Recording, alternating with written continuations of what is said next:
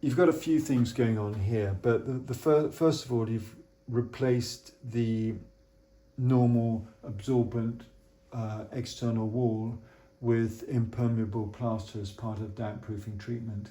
And what that does is it removes the absorbent plaster and it replaces it with impermeable plaster, the idea of stopping a barrier to stop dampness. But what it can't do is absorb, it can't buffer the vapour in the building, so it then becomes damper. It increases the risk of condensation, and then what you have around the zone between the damp-proofed wall and the absorbent wall, you get an interface which is then much more at risk of dampness, because what happens is the vapour is absorbed into the absorbent section of the wall, which is the top bit that wasn't replaced by the damp proofer, and it gets stuck and it gets blocked behind the damp proofer's slurry, is what they call it. Although the whole of that wall was replastered. So but I don't suppose do they... He went from there all the way round to there. So but back to brick? Did you go back Not to back brick? to brick, no.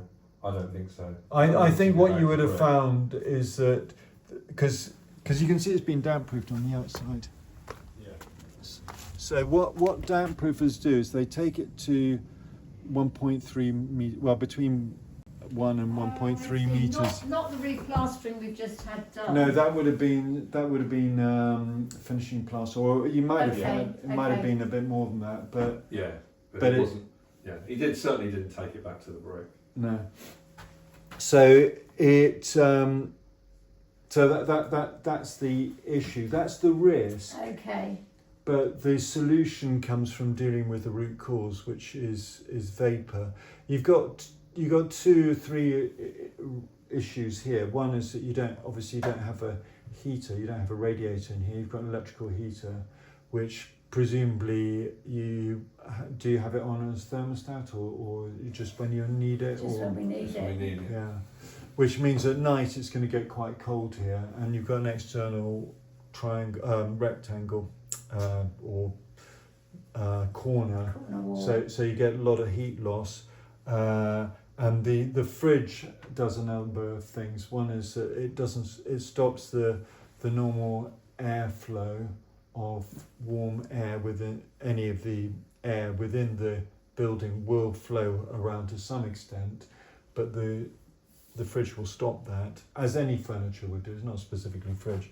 But you've also got, so if I can just open it up to demonstrate, inside the fridge, when you open the fridge up, it's obviously a lot colder. Any humidity within the room then dribbles down the back of the fridge, and there's a little drain at the back of the fridge that goes to the behind the fridge, and it uses the heat from the pump to then evaporate that out. Yeah. So you get vapour behind the fridge. Yeah. So if you have a look at some of my videos, you'll see big plumes of dampness behind fridges caused by that very fact. It's a twofold thing. One is you've obviously, if you're in a humid environment, that you're going to get more water that's condensing there, and then the second thing is that if you're in a humid environment, obviously more is going to come out as condensation than it would do. Plus the corner where you've got the extra heat loss. So that's the reason for it, and that's the root cause. And then the solution, I'll give you lots of recommendations and solutions, but some of that's going to come from the data loggers, and some of it's going to, if you like it, in a sense, it's knowledge. It's understanding why and taking a nuanced approach to it. So, for example, a really, really good way of heating this room and keeping it dry is have a dehumidifier, because that just gives you a little bit of heat. It's much cheaper energy. It's a bit like an air source heat pump. It uses the same technology, so you get a little bit of heat. All the energy comes out as heat, but you get 50% bonus.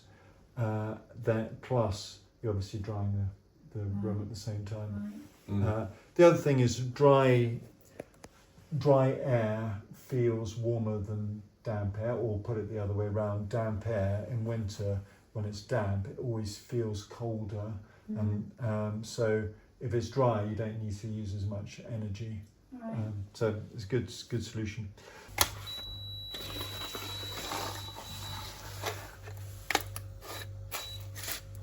So these are calcium sulfate salts that are blistering there.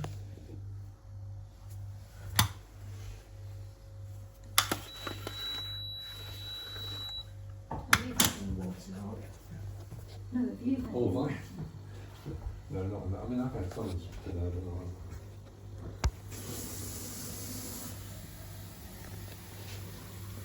It's interesting is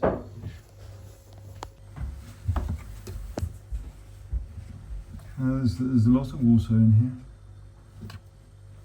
I see what you mean. There's a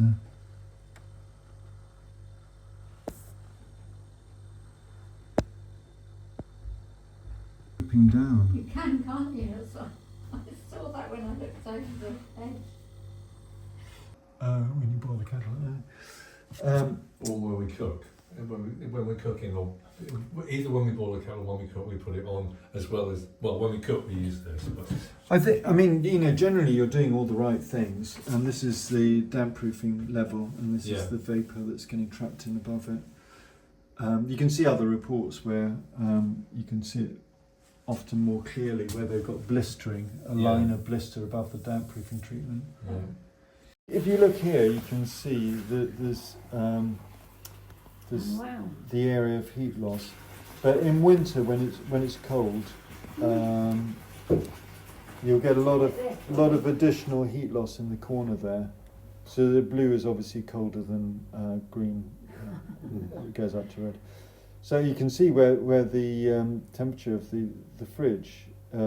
See that's below the motor where the evaporation tray is. That's really hot. But that's the risk. So in the bathroom Does it now, ever feel steamy here? and there's no ventilation at all. So Nothing. nothing coming out. And I imagine this is a chimney breast. Imagine it's just going into a wall with no ducting out. I can't see any. So I open up the ducting and it's completely full of dust. Gosh. 15 years of Service. dust. I cleaned it out and I got it Well, to 7 it's litres a good. second. It should be 15. 7.6, 7.7. Should be 15. So basically, the key issues are condensation forming inside the fridge, dripping onto the tray. It's slightly sloping, so you might be getting a bit of leakage from the tray. It may not be evaporating quickly enough. You can see, even though it's summertime, there was a lot of water in the tray behind the fridge. So, and it's causing dampness in the corner there. So 3 things to do. Firstly, move the fridge out so there's a little bit more airflow, and you might even consider insulating that wall. But anyway, move the fridge out. Use a dehumidifier. I would use it. I would run it probably 24/7. You don't have any heating in the kitchen. It's much cheaper than using an electrical heater because you get the bonus 50% that from converting from gas to liquid, and obviously it's keeping it fresher and reducing your need for heat. And then the other thing, just a very small thing, don't leave the fridge door open. I understand that it was open overnight one time, but just don't monitor humidity, but don't leave the fridge door open for long, because you don't want the vapor from inside the property to condense within the fridge and then drip in onto the tray behind. And those will solve the problems, but monitor the humidity, Stick to Dew's law, which means keeping the dew point always below the external temperature, and then you'll be absolutely fine. Thank you, and look at the report for more recommendations and details. For instance, cooking with tops on pots and pans and using the extractor fan when venting out when cooking. And dry clothes with a dehumidifier, or ideally outside, but always use a dehumidifier, and use the dehumidifier when away.